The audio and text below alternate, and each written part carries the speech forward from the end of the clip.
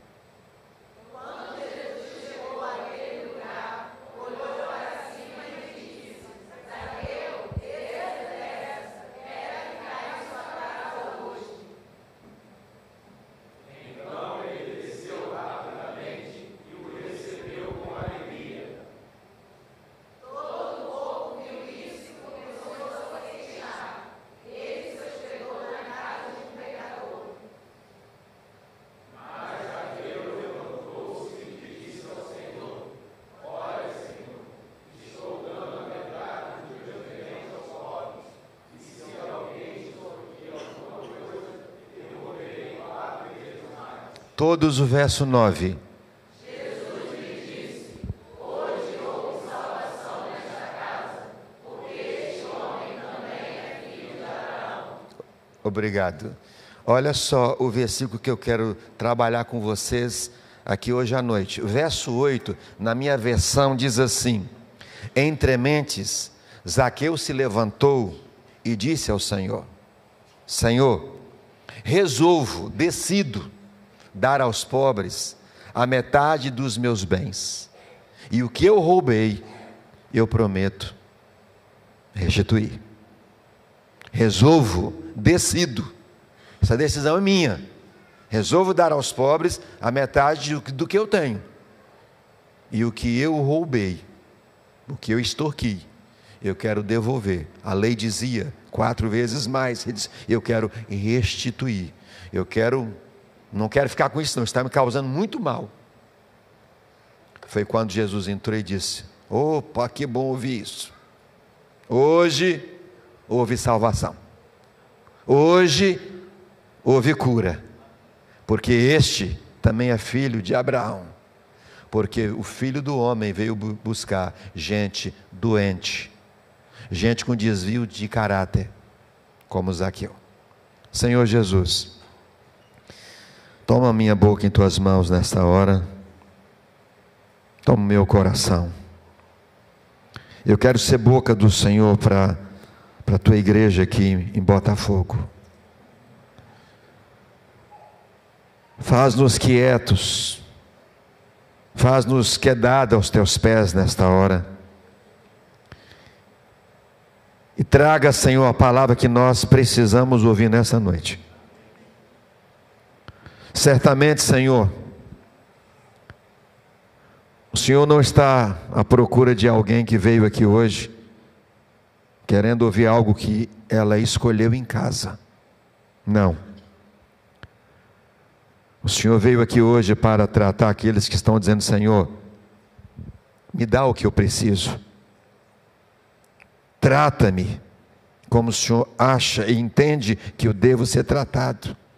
Ainda que doa, ainda que eu venha me sentir, ó Deus, incomodado, mas Senhor, eis-me aqui, trata-me.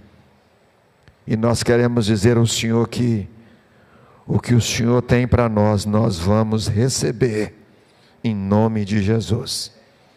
Abençoa todos quantos estão com a vida financeira doente, Senhor. Abençoa todos aqueles que um dia foram bem sucedidos financeiramente e hoje estão, ó Deus, só trabalhando para pagar a conta. Pessoas que entram ano e saem ano e a vida nunca muda. Jesus, que seja uma noite especial, uma noite exponencial, quando o Senhor há de tratar cada um aqui, como o Senhor fez com Zaqueu. Senhor, enquanto eu estiver atrás desse púlpito, que a unção do Senhor esteja derramando sobre essa igreja. Enquanto estiver ministrando, Senhor, que os anjos do Senhor possam estar, ó Deus, entregando a cada um aqui o que cada um precisa para o louvor do Teu nome. Bendito seja o nome do Senhor. E eu quero manietar, amarrar agora todas as hostes do inferno, no nome de Jesus, que queira tentar impedir este homem, esta mulher de ouvir Tua voz. Nós declaramos amarrados pelo poder do nome e do sangue de Jesus. E que seja uma noite, ó Senhor, tremenda na Tua presença. Assim nós oramos agradecidos no nome de Jesus e para a glória de Jesus. Amém e graças a Deus. Podem se assentar.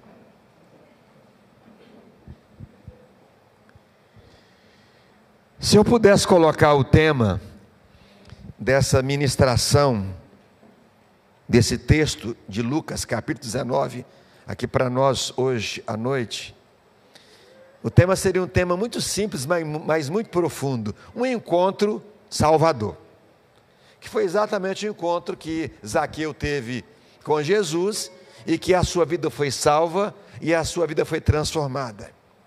Muitos conhecem essa história. Zaqueu, ele era um ministro da fazenda de Jericó. Ele cuidava dos impostos da cidade. E segundo estudiosos e pesquisadores, Zaqueu cresceu financeiramente usando os meios ilícitos, os meios indevidos. Um recadinho para você que está aqui hoje à noite: todas as pessoas que tentam subir na vida de elevador, uma hora o elevador vai enguiçar ou vai despencar. A vida não foi feita para você subir através de elevador, mas sim de escada, degrau após degrau. Os que tentam apressar isso vão acabar chegando ao fim da história de Zaqueu. Zaqueu cresceu, porque na função que ele tinha, lidava com dinheiro, com muito dinheiro. Além de ter um bom salário, ele desviava dinheiro que não era dele, para si. E nos seus dias, Zaqueu conseguiu tudo aquilo que ele precisava. Se fosse, nós contextualizássemos aqui hoje a história de Zaqueu, Zaqueu teria o carro que ele quisesse hoje, os carros que ele quisesse. Ele moraria na área mais nobre do Rio de Janeiro. Ele teria casas em vários lugares, em lugares especiais, no Brasil e fora. Ele era rico. Se você percebeu bem o início do texto, olha o que o médico Lucas, que foi o autor desse texto aqui, ele diz assim, que Jesus entra na cidade de Jericó e ele vê um homem chamado Zaqueu, maioral dos publicanos e rico, que estava procurando ver quem era Jesus. Esse homem foi desonesto durante a sua vida, no seu trabalho. Alguns conseguem ganhar dinheiro por um tempo, sendo desonesto no seu trabalho, e outros, mesmo sendo desonestos, não conseguem. Zaqueu conseguiu. E isso, uma hora, a cabeça dele começou a explodir. Ninguém que vive uma vida praticando o pecado, seja ele qual for, consegue viver em paz. Ninguém. Todo homem e toda mulher que tenta viver uma vida de pecado, uma hora a conta vem, gente. E quando a conta vem, ela vem pesada. Zaqueu era desonesto com o dinheiro do povo. Quero que você preste atenção nisso. Ele era desonesto com o dinheiro do povo e ele achou que isso nunca iria cobrá-lo. Ele achava que, hoje eu vou sair, churrascada da manhã, vou sair com os amigos, mas quando ele chegava em casa, aí que estava o problema. Podia tomar o que quisesse de remédio para ver se esquecia o que ele havia feito com o povo na semana. Não adiantava. Nós temos uma mente. A ciência afirma que eu e você somos capazes de guardar 700 a 800 recordações por segundo até 70 anos de idade. Ou seja, ninguém esquece nada. Já viu essa conversa de alguém que emprestou um dinheiro para alguém, a pessoa esqueceu? Conversa. Por que quando ela vê você, ela muda de calçada? Muda de cor? Ninguém esquece nada. 700 a 800 recordações por segundo. A ciência comprova isso. Nós guardamos isso aqui, Quando a gente está lá no computador, a gente quer salvar alguma coisa, a gente volta lá 3, 5 anos depois, está lá salvo. Você imagina isso aqui perfeito que Deus fez. Um dia Zaqueu não aguentou de tanta tortura, de tanta agonia pela sua desonestidade, que ele resolveu procurar Jesus. E foi aí que Zaqueu se achou. Ele foi atrás de Jesus. Diz o texto que ele procurava ver Jesus, mas ele não podia, ele era pequeno. Uma multidão imensa. Philip Yancey, um jornalista renomado americano, considerado um dos maiores autores do mundo, era o autor preferido do Dr. Billy Graham, o maior evangelista do século, que Deus levou no ano passado. Philip Yancey, ele fez uma pesquisa e ele afirma que as multidões que seguiam a Jesus era entre 70 a 80 mil pessoas. E eu não me assusto com isso, porque um homem que abriu os olhos de um cego, purificava 10 leprosos de uma só vez, ressuscitava morto, quem é que não queria ver esse homem? 70 mil até pouco. É o Maracanã hoje cheio. Era a multidão que seguia Jesus. Agora, um pequeno, Zaqueu, talvez menor do que eu e o pastor da igreja aqui, querendo ver Jesus, o povo já tinha bronca dele. Os melhores perfumes vêm nos pequenos frascos, viu, pastor? Viu? Vou jogar uma para nós aqui, viu? Vamos limpar a nossa barra aqui. Zaqueu, o povo odiava Zaqueu, queria fazer dele um picadinho. Vocês acham que eles iam dar alguma brecha para Zaqueu e lá na frente ficar perto de Jesus? É ruim, hein? Mas, o que Zaqueu viu? A disputa aí é desleal. Ele sobe numa figueira brava.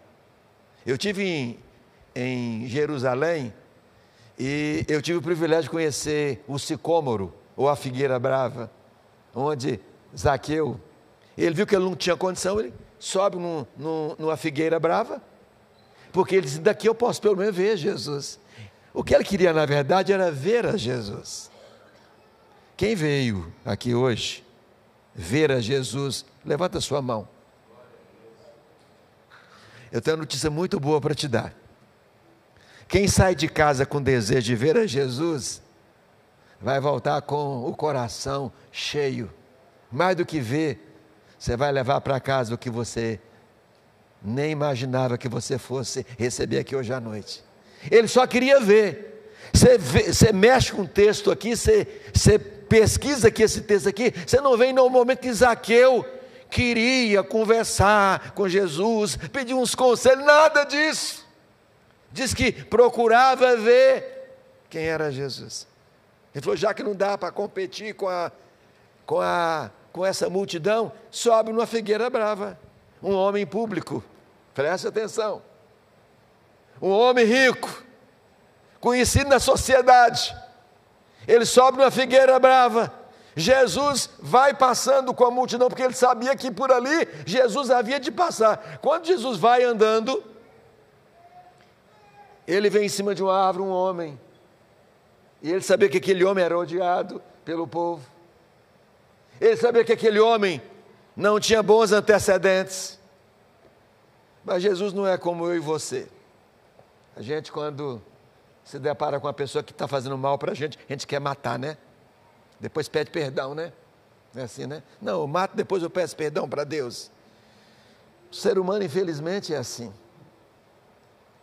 Jesus viu aquele homem lá em cima daquela árvore, e quando ele vai andando com a multidão, ele chama Zaqueu pelo nome dele.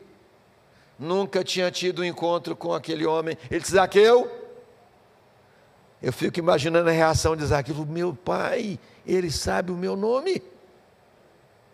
Ele se desce depressa, porque hoje eu quero entrar na sua casa. Essa é a palavra de Jesus para você aqui hoje à noite. Desce de onde você está. Não importa como você está. Eu quero entrar hoje no seu coração e eu quero curar as suas finanças que estão doentes.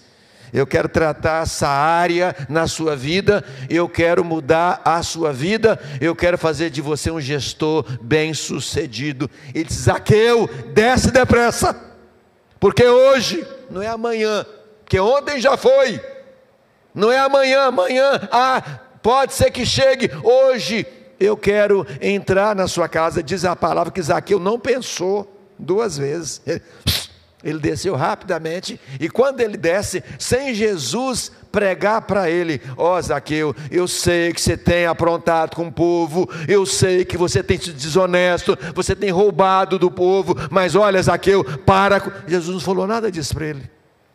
Quando Zaqueu, ele desce imediatamente da árvore, diz a palavra que ele se ajoelha diante de Jesus. E certamente quando ele se ajoelha diante de Jesus, ele vê o seu estado pecaminoso. Ele vê seus pecados. Ele vê o que ele estava fazendo. Jesus não falou nada para ele. E de repente ele chama Jesus de Senhor. A palavra no grego é Kyrios, meu Deus. Quando o homem se ajoelhava naqueles dias perante Jesus, ele estava dizendo, o Senhor é meu Deus. E ele diz, Senhor, meu Deus, meu Senhor. Ele diz, resolvo, decido, ou seja, é uma decisão minha. Resolvo dar aos pobres a metade dos meus bens. E o que eu roubei, eu quero devolver. Por que ele fez aquilo? Quando ele olhou para Jesus, ele viu o seu problema e onde ele precisava ser tratado. Zaqueu era um desonesto com o dinheiro. Eu não sei como é que você lida com o seu dinheiro. Eu não sei como é que você lida na sua empresa, como patrão ou como um funcionário. Eu não sei como é que você lida com o dinheiro nas suas compras. Eu não sei como é que você lida com o seu cartão. Mas eu quero dizer para você que Zaqueu era um desonesto, apesar de ter muito dinheiro, desonesto. Zaqueu era rico, mas era um rico manchado pelas desonestidade dele, pelas explorações dele com o povo. Hoje o mundo briga,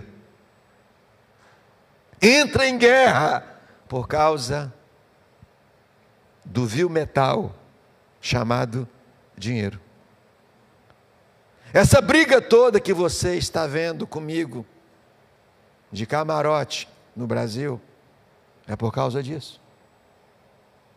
E Jesus falou que onde estiver o vosso tesouro, aí estará o vosso coração. Eu quero lhe contar que quando eu tinha mais ou menos 10 anos de idade, eu estava numa igreja. Isso já vai para quase 50 anos. E eu ouvi uma história que eu nunca esqueci. Um jovem daquela igreja foi chamado por Deus para ser um pastor. Então ele foi para o seminário, deixou o interior de Minas e foi para São Paulo se preparar para ser um pastor. E agora, como seminarista, volta para a cidade, foi lá falar com o pastor, que ele estava na cidade. E aí o pastor o chamou para pregar no domingo à noite na igreja, o seminarista. O que ele fez, esse seminarista? Ele chamou os amigos dele, da cidade, para ouvi-lo no domingo. Irmãos, a igreja estava lotada. Eu estava lá na igreja. A igreja estava hiperlotada.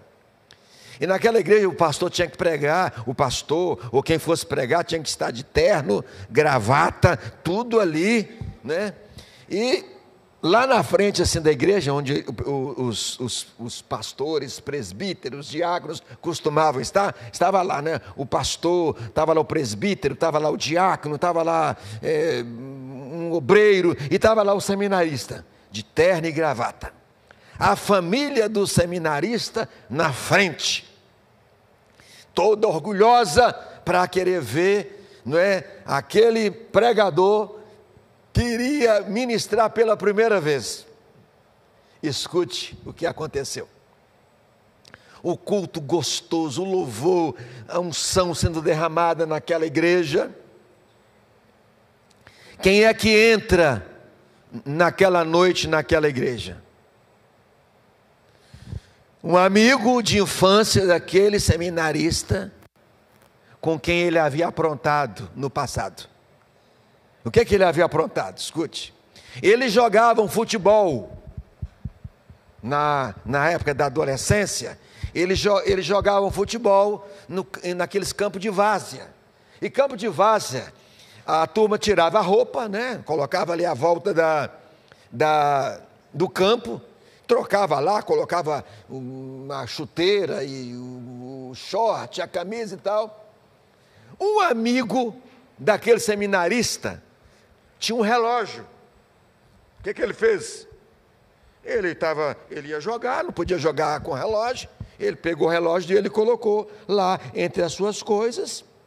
E o seminarista, que naquela época estava afastado da igreja, viu aquele relógio. Quando terminou o jogo, o seminarista veio correndo na frente, pegou aquele relógio. Ele estava longe de Deus, não precisava estar longe de Deus, era só ter caráter, era só ser honesto. Ele foi lá, pegou aquele relógio e sumiu, vendeu o relógio, comeu o dinheiro e foi embora. O colega sabia que ele tinha visto, o seu amigo lá O seu amigo tinha percebido, né, tinha visto ele lá colocar o relógio, foi atrás do seminarista. Vem cá, por acaso, você não viu o meu relógio? Ele falou, rapaz, eu não vi. Mas eu coloquei lá. Falei, que pena. Alguém pegou?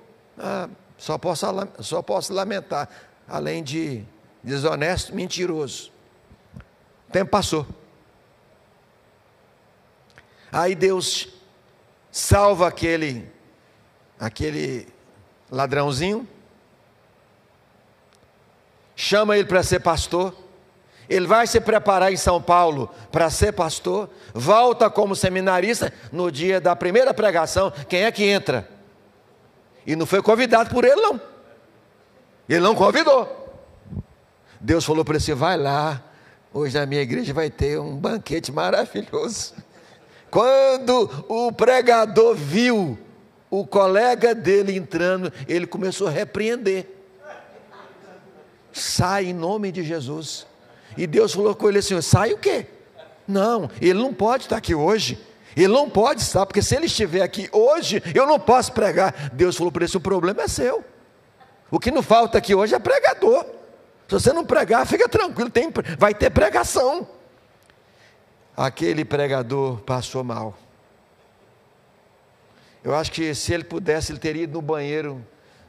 Eu acho que uma disenteria deve ter desencadeado ali, e ele chorava, estava que nem um pinto molhado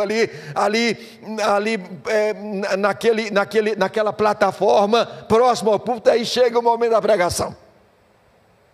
O pastor falou assim, neste momento nós temos o privilégio de receber um homem de Deus, que vai pregar para nós, vai trazer para nós o maná do céu. Ele vai ser um pastor, é uma autoridade, e foi enchendo a bola do pregador. Acho que o pregador estava falando lá, não é nada disso, não fala isso aí não é bem assim não. E o pregador, vamos receber, e olha o nome do pregador, Santo, nome do pregador, e ele era conhecido na igreja como Santinho, o pessoal chamava ele de Santinho. Aí o pastor falou, vamos receber o pregador, nosso irmão Santinho. Ele vem, irmãos, eu estava lá no culto, eu assisti tudo isso que vocês estão ouvindo. Ele chega atrás do púlpito, a igreja em pé, a família toda orgulhosa, primeiro banco. Não saía um ai da boca do pregador. Parecia que ele estava mudo. Não conseguia falar nem, porque ele se cumprimentava, a paz do Senhor. Nem a paz do Senhor, nem boa noite, nem nada. Aquele silêncio. Acho que depois que passou, não sei se 1 minuto ou 2, e o pregador assim, ele disse, eu não posso pregar aqui hoje à noite se eu não fizer algo antes. Aí o povo se assentou, ele nem esqueceu do povo. O povo se assentou e falou, eu não posso pregar se eu não fizer algo aqui antes. Aquele silêncio sepulcral. E ele diz assim, olha o nome do colega, o pregador era Santo, olha o nome do colega, Joviniano, que era chamado de jovem. Ele falou, jovem. O rapaz lá atrás, na verdade não era um rapaz, era um senhor, e afastado do evangelho, aquele rapaz, ele disse, você lembra quando nós jogávamos lá no campo do 15? E eu não perdia um momento do culto, eu estava só, aí eu olhei para trás, o rapaz fez assim, ó. Ele falou, você lembra quando você colocou um relógio lá no meio das suas roupas, e aquele relógio sumiu, você me procurou? Ele fez assim, ó. Tinha muito tempo, né? Ele fez assim, ó. Ele falou, não, você vai lembrar. Aí ele começou a dar detalhes, né, daquele dia, e daquela época e tal, até que depois de muita conversa, ele fez assim, ó. Ele disse assim, você achou o seu relógio hoje? Ele disse: quem pegou aquele relógio fui eu. E eu menti para você. Eu vendi aquele relógio, torrei o dinheiro e me mandei, fui embora para São Paulo. Lá eu conheci a Jesus. Jesus mudou minha vida, me chamou para ser um pregador. Estou me preparando e eu vim para cá, para Montes Claros, para pregar. Quem é que me entra na igreja? Você. Ele disse, o Espírito Santo me disse que eu não teria autoridade de pregar a palavra sem antes acertar minha vida com você. Ele disse: eu não tenho mais aquele relógio. Eu vendi aquele relógio, mas eu tenho um relógio que eu ganhei, que certamente deveria ser no mínimo igual ao seu, ou com certeza mais valioso que o seu. Ele tinha um relógio muito bom no pulso. Ele tira o relógio do pulso. Ele disse: e eu quero, antes de pregar, eu quero lhe dar esse relógio como prova da minha restituição. O rapaz fez assim, ó, que não ia receber. Ele vai, desce o pregador, desce daqui da plataforma e vem aqui. Ele diz assim: ou você vem buscar seu relógio ou não tem pregação. Eu não tenho autoridade para pregar. Ele disse: jovem, em nome de Jesus,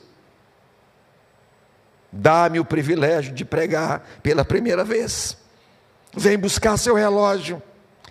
Aquele homem sai lá de trás chorando, vem pelo corredor da igreja, abraça o pregador. Eles choram ali por um tempo, e a igreja fica inflamada pela presença de Deus, pela presença do Espírito, começa a aplaudir o Senhor.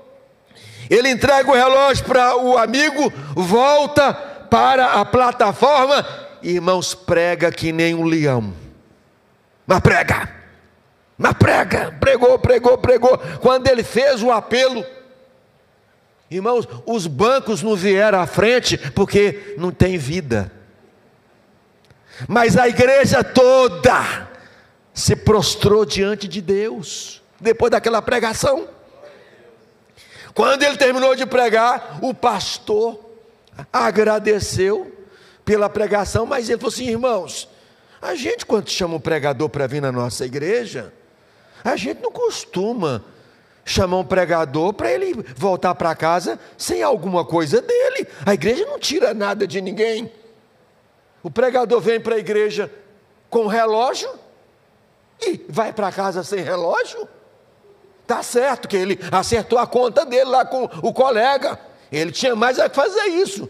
Ele disse: mas a igreja não pode deixar o pregador voltar para casa sem um relógio. O pastor tinha um relógio no pulso chamado Citizen, relógio bom. Eu trabalhei em relojoaria. Ele falou: eu vou pegar meu relógio e eu vou dar para o pregador, mas ele não vai para casa sem o relógio. Aí o pastor pega o relógio, dá para o pregador. O presbítero levanta e fala assim: mas o pastor não vai embora para casa sem relógio não, que eu vou pegar meu relógio e eu vou dar para o meu pastor. Irmãos, o presbítero vai, tira o relógio dele e dá para o pastor. Aí o diácono levanta e fala: mas o presbítero não vai embora para casa sem o seu relógio não, porque eu vou pegar o meu relógio e vou dar para o presbítero. O tesoureiro levanta: mas o diácono não vai para casa também sem o relógio dele, porque a igreja vai comprar um relógio e vai dar para ele em nome de Jesus. Amém, igreja? O povo ia falar o quê? Amém. Irmãos, eu nunca vi relógio voar tanto numa igreja como naquele dia. Foi a conta dos acertos dos relógios. Eu não sei o que você algum dia na vida desviou de alguém. Não importa se é relógio, ou se você desviou algum valor de algum lugar, do seu pai, da sua mãe, ou de quem quer que seja. Uma coisa eu quero te dizer: se isso está na tua cabeça até hoje, você fez algo errado. Zaqueu fez isso, não aguentou até procurar Jesus e acertar a sua vida. Isso se chama cleptomania. A mórbida mania de pegar algo que não é seu e usar para fins próprios. Na minha adolescência, por ver necessidades na minha casa, meu pai, eu estou sendo aqui de uma forma bem sucinta para você. Meu pai, como eu já disse, meu pai, ele era um homem que tinha vários demônios que o acompanhavam. Um dos demônios que acompanhava meu pai era o demônio da violência. Quando você vê na sua casa, seja a sua esposa, seja o seu marido, seja um filho seu, extremamente violento, pode saber, é demônio. A Bíblia fala isso. O endemoniado de Gadara, ele era violento, ele tinha 6.000 demônios no corpo dele. A violência, ela é comandada por um demônio da violência. Meu pai, além de violento, meu pai, ele era avarento. Quando você vê uma pessoa muito apegada com dinheiro, que faz continha de qualquer dinheiro, pode saber, é demônio. Demônio da avareza, isso é sério. Quando você vê gente brigando, ele prefere dormir com raiva, só porque alguém pegou R$5, R$10 dele, e não falou com ele. Ele prefere dormir com raiva, do que ser feliz. Prefere dormir dormir não, porque não vai dormir. Ele prefere passar a noite em claro, na mesma cama da pessoa que ele diz que ama, por causa de um pequeno dinheiro.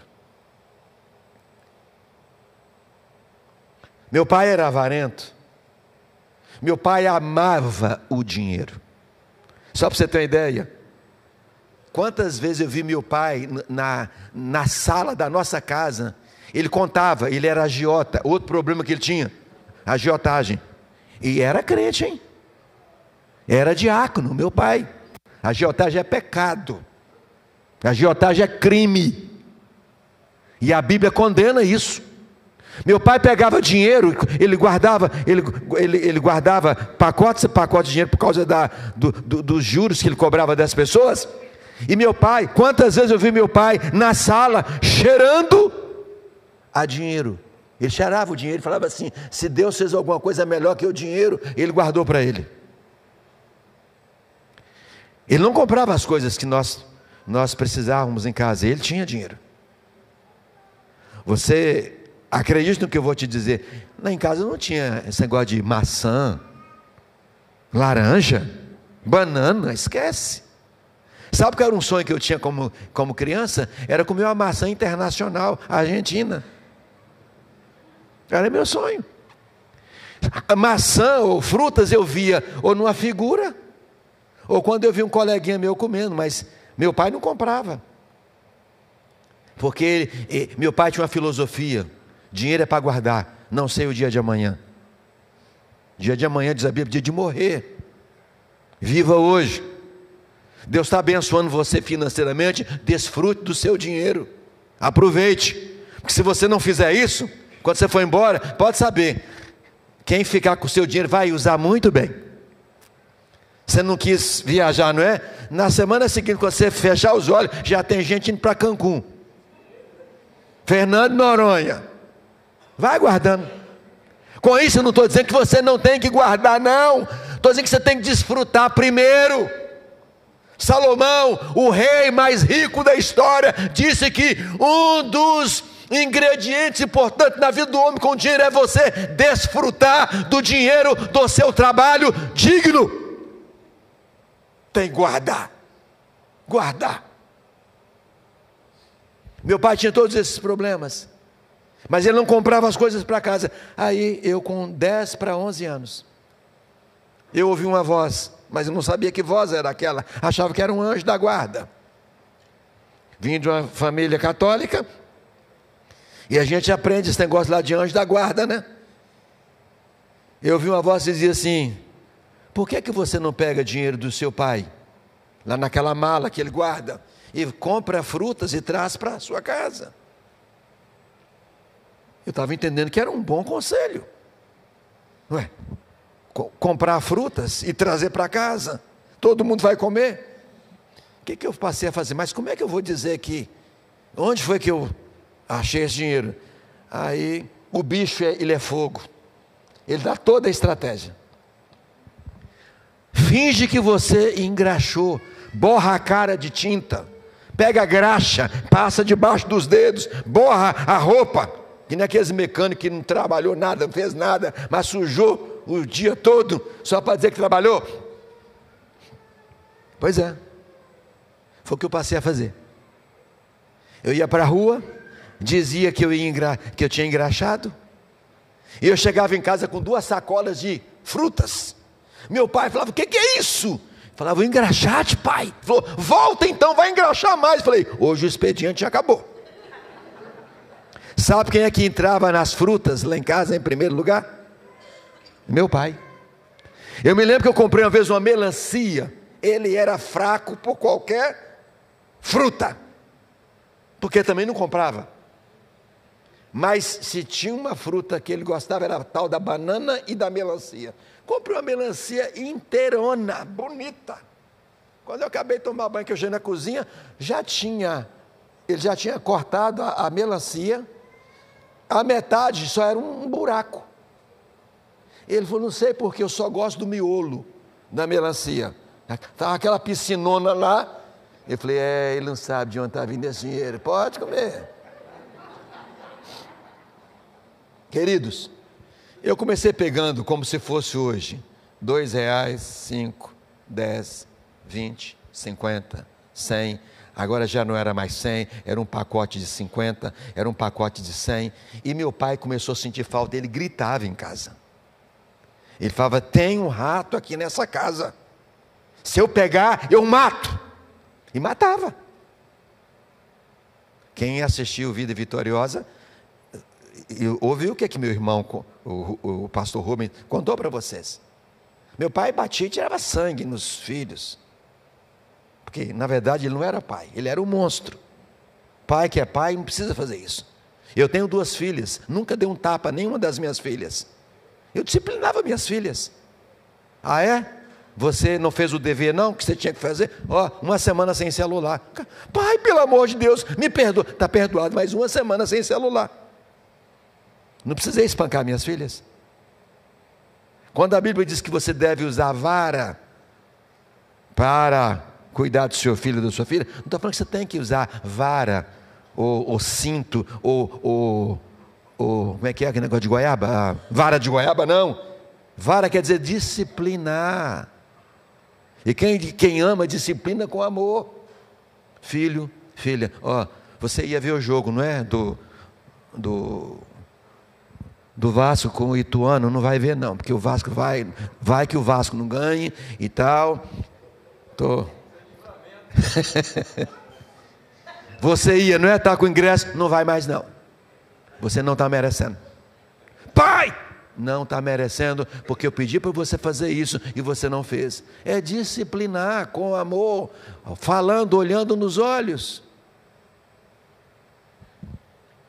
Quando meu pai fazia as ameaças em casa, um dia ele falou assim: olha, e detalhe, irmãos, ele era membro de uma igreja, ele era diácono, metia o pau no pastor em casa.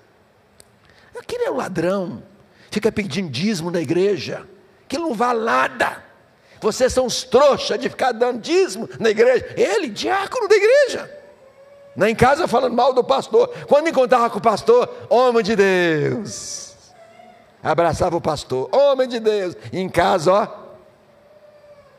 esfaqueava o pastor. Olha o que ele disse num dia de desespero, quando ele viu que tinha sumido dinheiro lá em casa. Ele disse assim: eu vou consultar, tem uma macumbeira que chegou aí na cidade, eu soube que ela está adivinhando tudo, vou pagar para ela me falar quem é esse rato, porque se eu pegar esse rato eu vou matar. Aí eu corria para o quarto para ler o Salmo 91, porque eu sabia que o Salmo 91 estava lá: nenhum mal te sucederá, praga nenhuma chegará à tua tenda. Isso é dois safados, meu pai e eu. Você pode entender um negócio desse? Falei: Deus me livra. Mas gente, eu não conseguia me livrar da cleptomania, que nem sabia que era isso. Naquela época, hoje tem gente que não sabe o que é cleptomania. Você imagina isso há 40 anos atrás? Ninguém sabia. Eu sabia que eu tinha um problema, mas que eu não conseguia me livrar dele. Eu chorava. Até que eu fui no retiro de adolescentes, 1976. E lá Jesus mudou minha vida. Ele perdoou os meus pecados. E quando eu chego em casa, uma semana depois, eu vi que eu não estava pegando mais dinheiro. Mas não pensa você que eu não via dinheiro na minha frente. Via. Parece que quando eu olhava para o dinheiro, parece que o dinheiro fazia assim para mim, ó. É a tentação, irmãos. Eu falei, ó, agora mais não.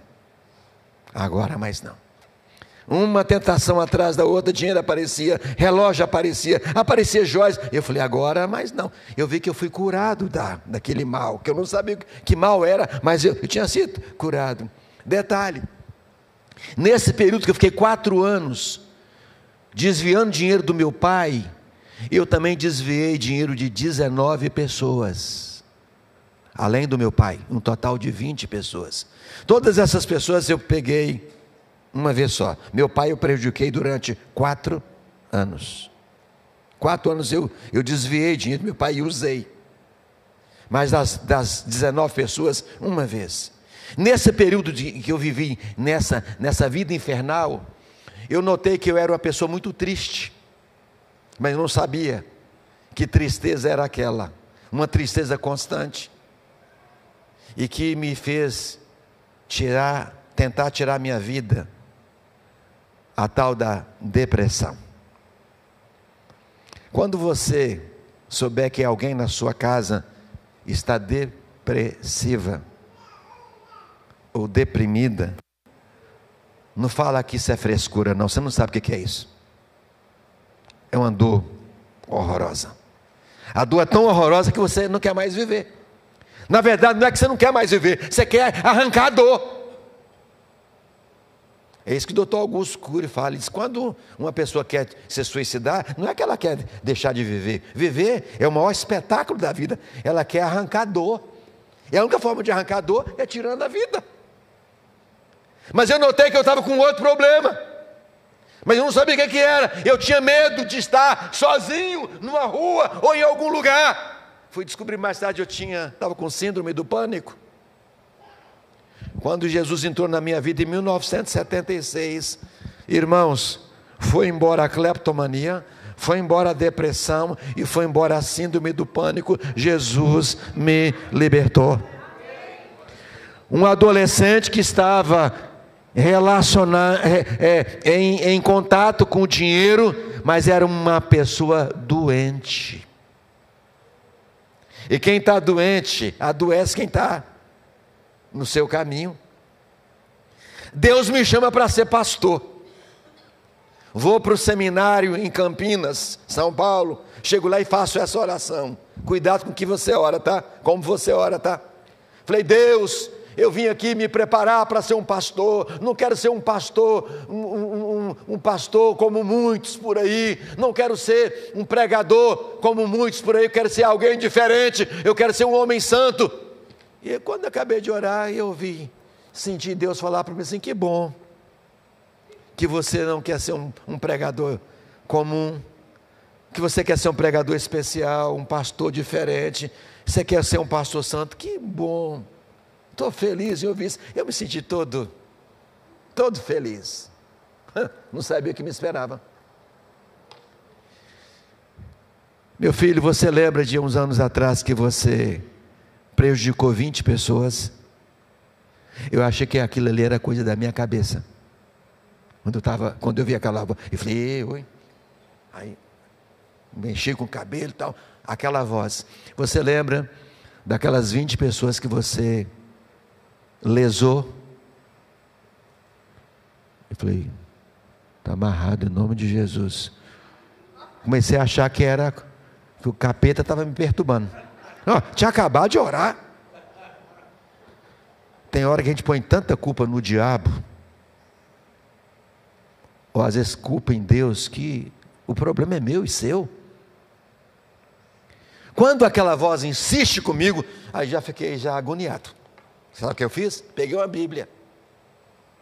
Peguei a minha Bíblia, tirei tudo quanto é papel que estava dentro da Bíblia, e falei assim, ó, se é Deus que está falando comigo essas coisas, eu quero uma prova aqui na Bíblia.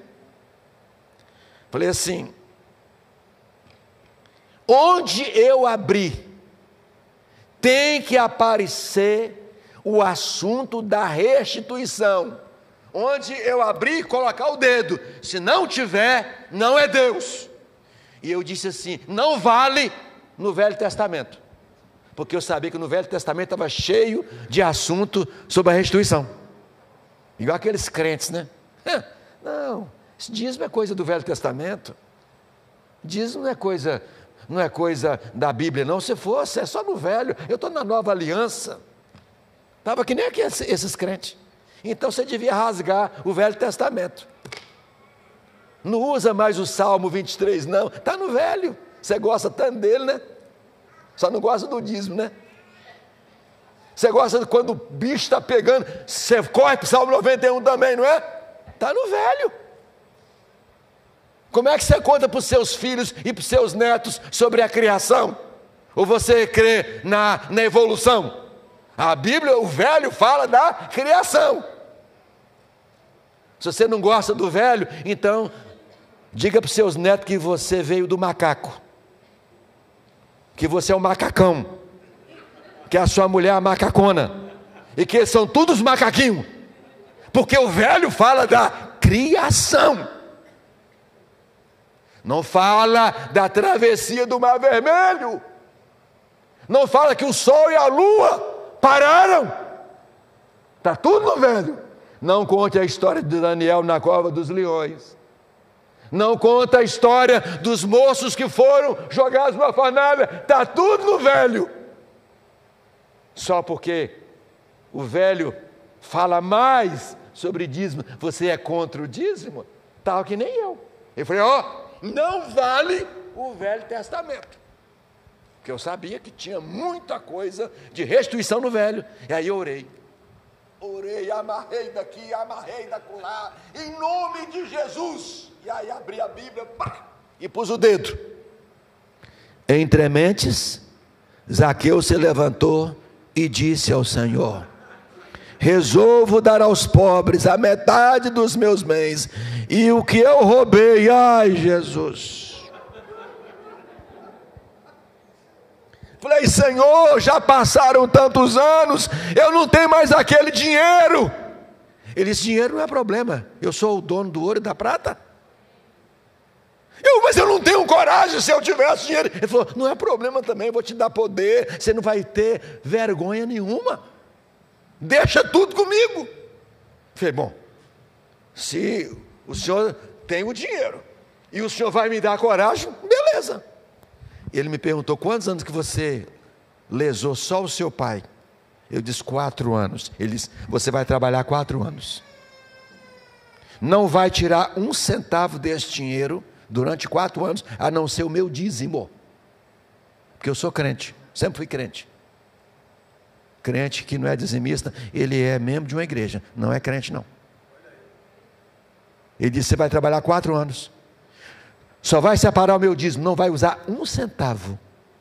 E eu vou cuidar de você. Você vai depositar esse dinheiro 4 anos numa cadeia de poupança.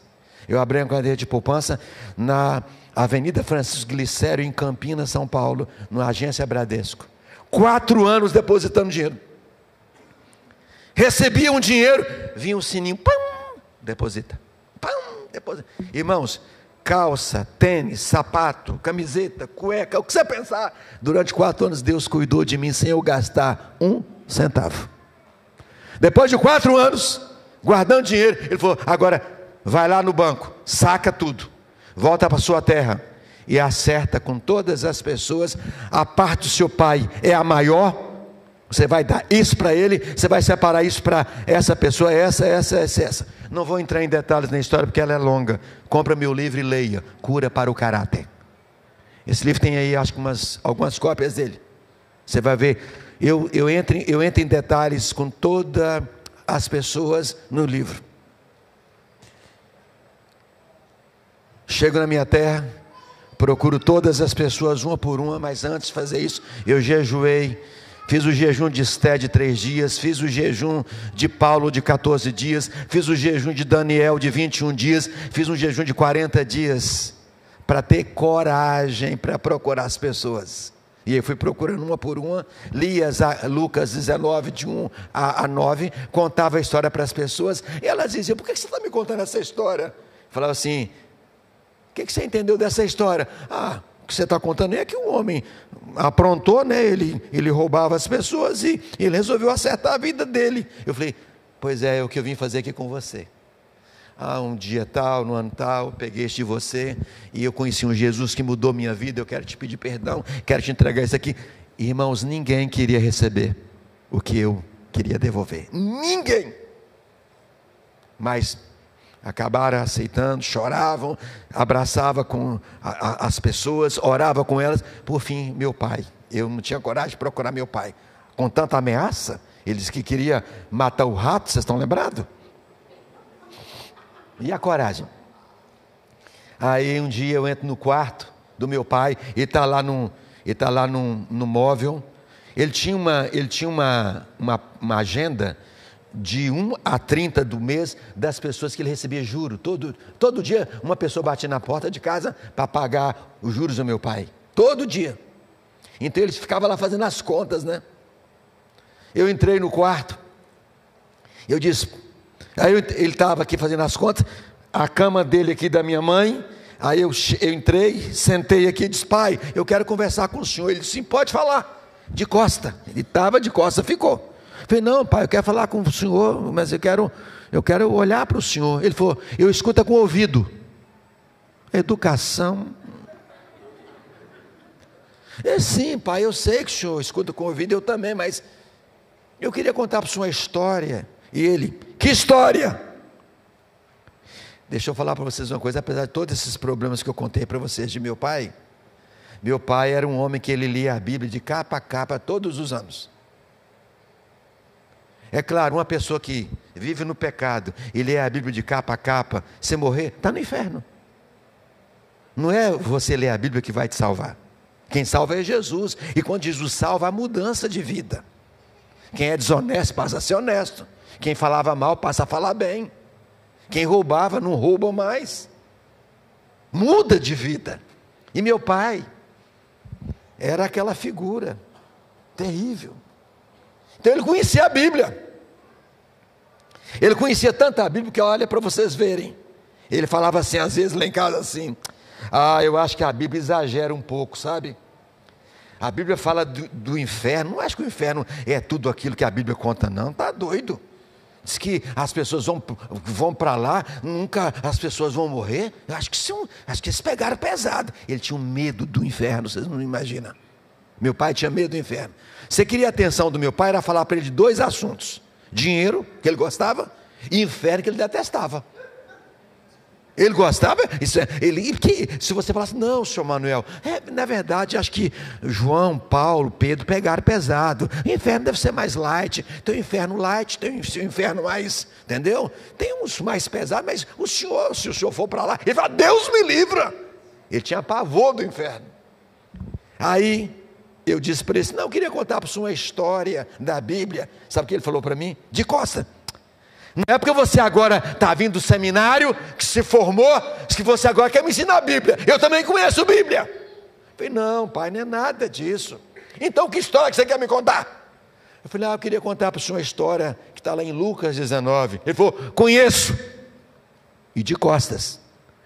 Era um safado que morava lá em Jericó, que roubava de todo mundo, e depois chega para Jesus: Jesus, me perdoa. Ele falou: Jesus era muito bonzinho. Ele falou: se eu vivesse na época de Jesus, eu ia falar: Jesus, deixa eu ver se esse cara se converteu mesmo. Eu ia dar uma coça nele na frente de Jesus, e se ele morresse na minha mão, e se ele tivesse convertido, ele ia direto para o céu. Mas se ele tivesse enganando, ele ia da minha mão para o inferno. Irmãos, depois disso, o que é que eu ia falar? Zaqueu, Então, mas o que é que você quer contar para mim? Eu falei, Espírito Santo, é agora. Ele falou assim, abre a boca. Eu falei, mas está aberta. Ele falou, fala. Eu falei, o quê? Ele falou, fala. Olha o que meu pai tinha dito. Meu pai tinha falado assim, Jesus era muito bonzinho. Cara, pronto, vai lá e pede perdão, ele vai e perdoa. Aí foi quando o Espírito Santo falou comigo assim, entra aí, nessa deixa do seu pai. Eu falei, qual deixa? Aí foi que eu entendi, quando meu pai disse, Jesus era muito bonzinho. Eu falei, pai, é verdade, o senhor falou uma coisa verdadeira, Jesus era muito bonzinho. E ele continua sendo. Porque se não fosse a bondade de Jesus, Zaqueu, o Senhor, eu e toda a humanidade estaria no inferno. E todo esse diálogo, meus irmãos, entre eu e meu pai, eu aqui e ele de costa. Não sei como é que uma pessoa consegue conversar fazendo conta. Não sei. Eu não consigo. Para eu entender, para eu escrever algo, eu tenho que ter um silêncio absoluto. Aí, quando eu disse aquilo, Jesus realmente era e continua sendo bonzinho, porque se não fosse a bondade dele, eu, o Senhor, Zaqueu e toda a humanidade estaria no inferno. Meu pai fez assim, ó. É verdade, você está certo. Aí ele olhou para mim e falou, se não é a bondade de Jesus, nós estaremos no inferno. Ó, a palavra inferno, mexeu com ele. Ele falou assim, você está certo. Eu falei, é por isso que eu vim aqui conversar com o senhor, pai. Eu falei, o senhor lembra quando o senhor sentia falta de muito dinheiro aqui em casa? Ele fez assim para mim, ó. Ele olhou por cima do óculos assim, ó. Balançando a cabeça, tipo assim,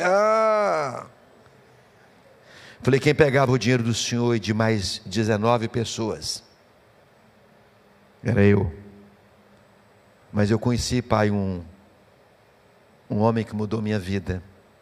E ele me disse que aquilo que não é meu, eu não posso ficar com nada. Ao contrário, eu tenho que me retratar, pedindo perdão e devolver. Eu já procurei 19 pessoas, pai, faltava o senhor. Eu estava vivendo um tormento em Campinas. E eu vim aqui para acertar minha vida com o senhor. Irmãos, quando eu falei aquilo, meu pai abriu os braços e veio para cima de mim.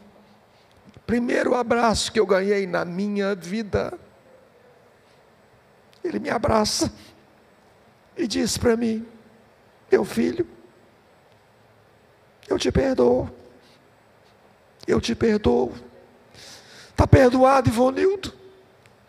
Irmãos, ele chorava de um lado, eu chorava de outro.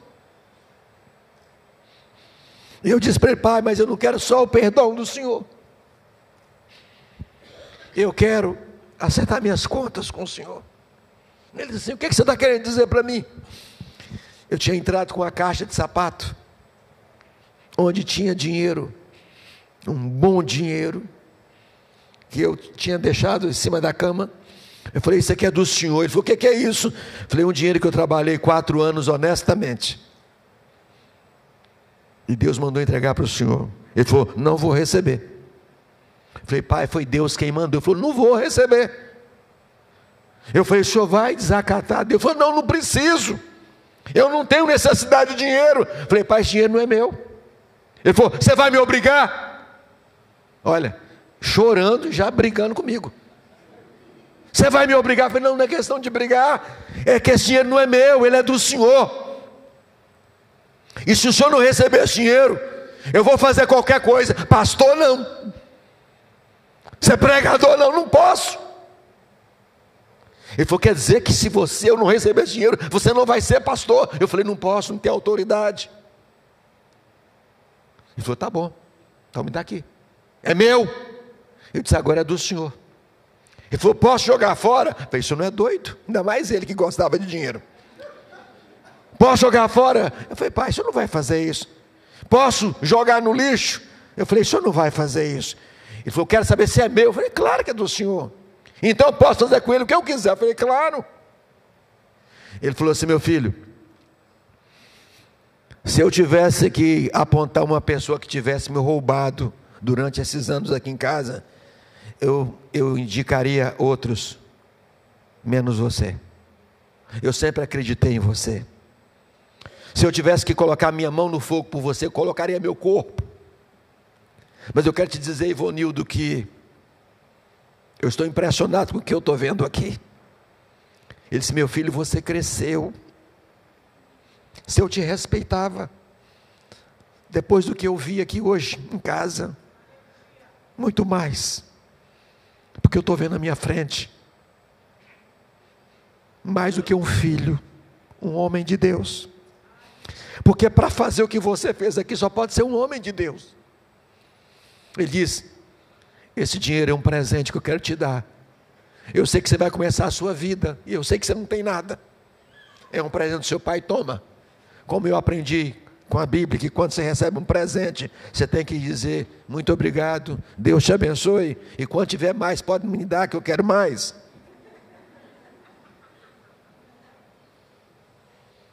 Meu pastor me ensinou que quando alguém te dá alguma coisa, ele diz que você deve dizer assim, muito obrigado, Deus te abençoe.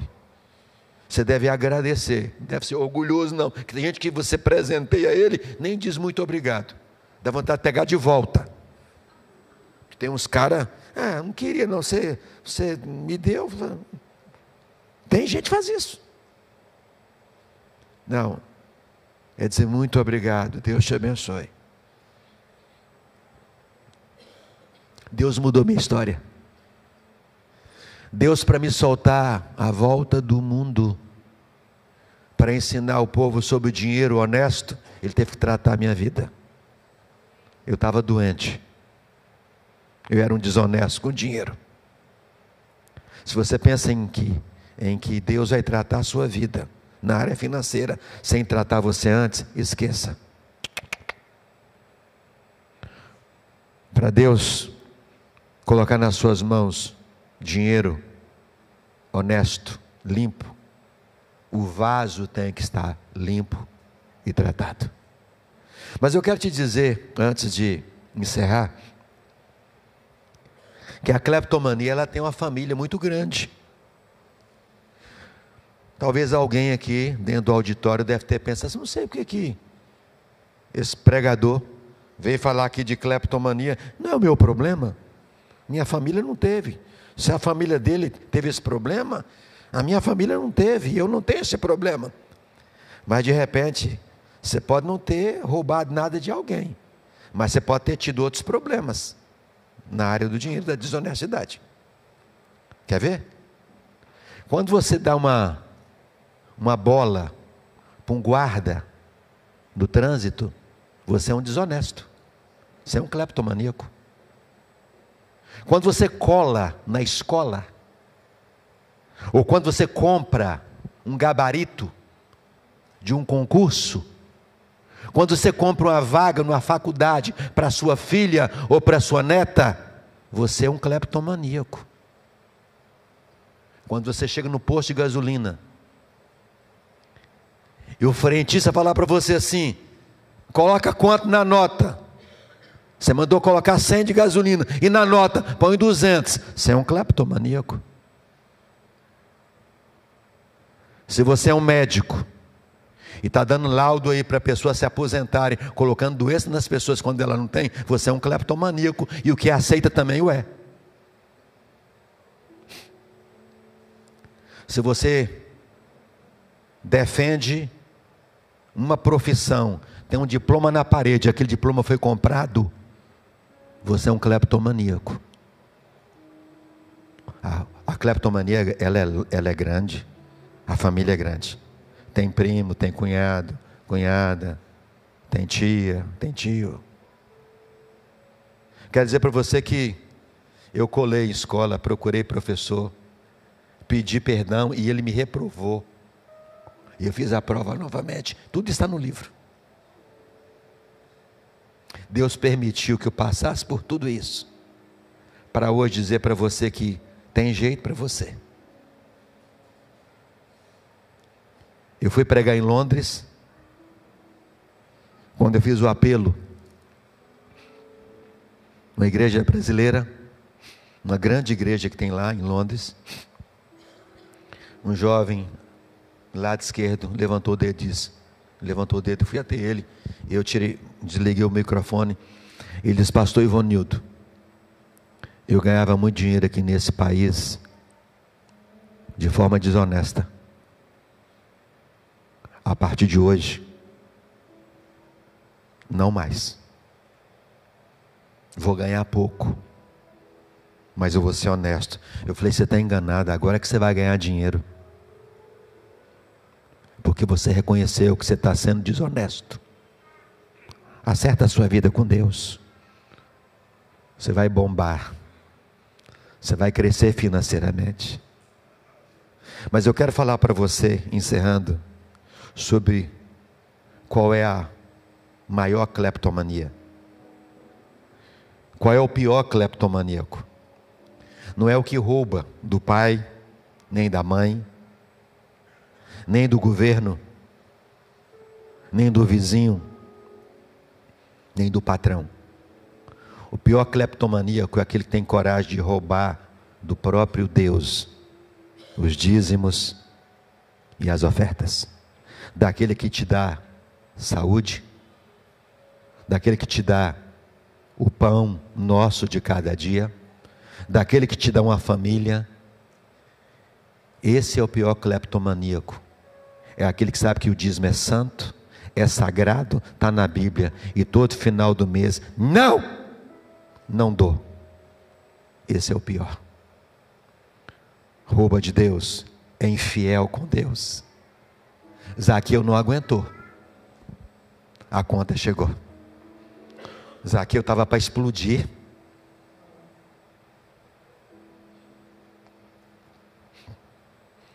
Antes de subir ao púlpito, rapidamente eu perguntei ao pastor, eu falei: vocês pagam aluguel desse lugar aqui? Ele falou: sim. Achei. Pensei assim rapidamente, falei assim: eles devem pagar aqui uns 20 e poucos mil reais de aluguel. Ele falou: 100 e... Eu quase desmaiei ali.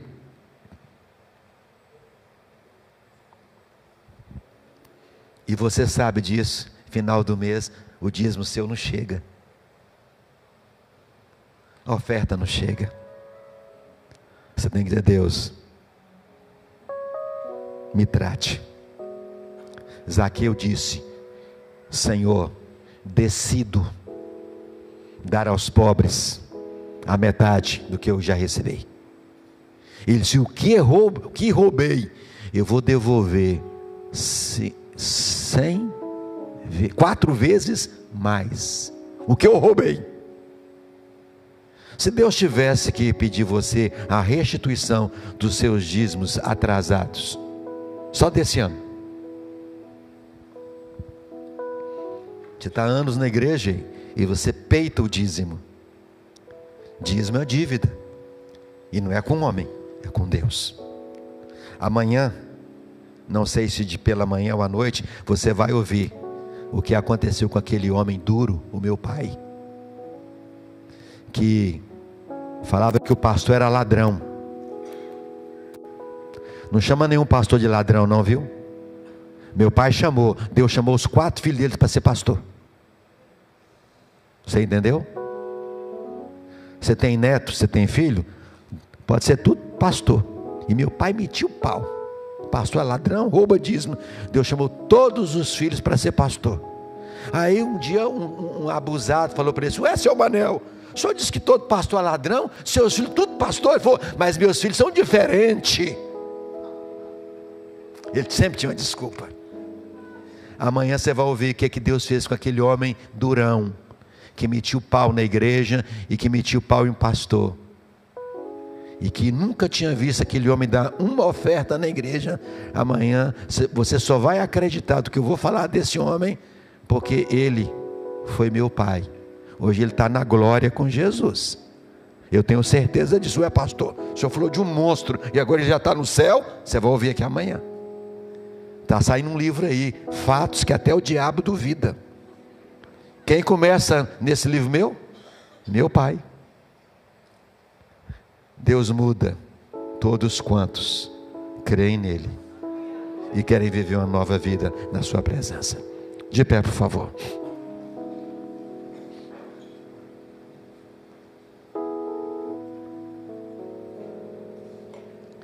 Eu quero orar nesse instante, mas eu quero abrir esse seminário de finanças, cura das finanças, seminário cura das finanças.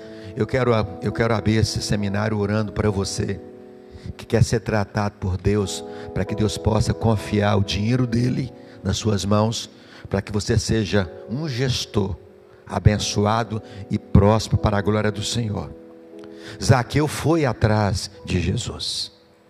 Eu sei que você saiu de casa, veio aqui, não foi para me ouvir. Eu não posso fazer nada por você. Eu sei que você veio aqui porque você sabia que Jesus estaria aqui. Você tem dúvida disso ou você crê nisso que eu estou falando? Eu quero convidar você que quer ser tratado por Deus, que quer ser curado por Deus, nessa área tão nevrálgica, que é a área das finanças, a sair do seu lugar e vir aqui à frente. Eu quero orar agora por você, em nome de Jesus. Pode vir.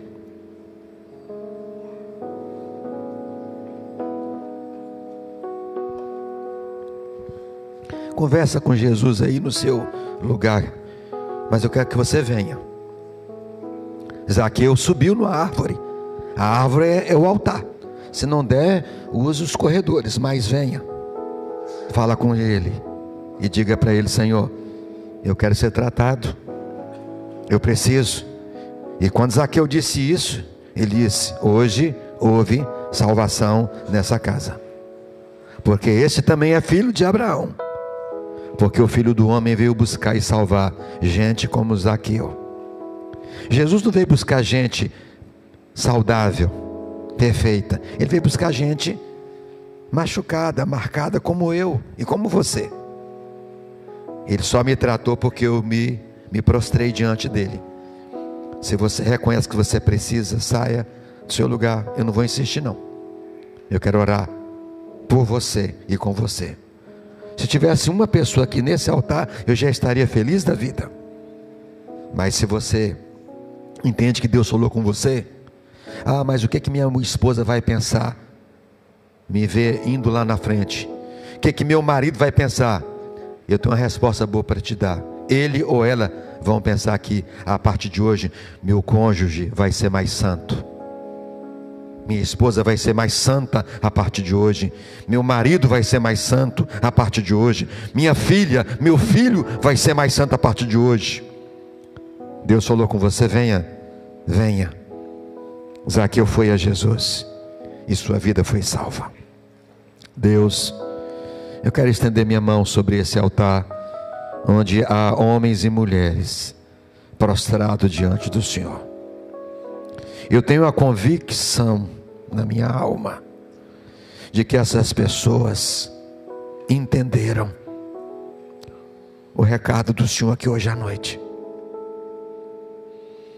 Elas entenderam que é impossível viver uma vida financeira abençoada, próspera, equilibrada, quando o meu coração é doente, quando o meu caráter é doente.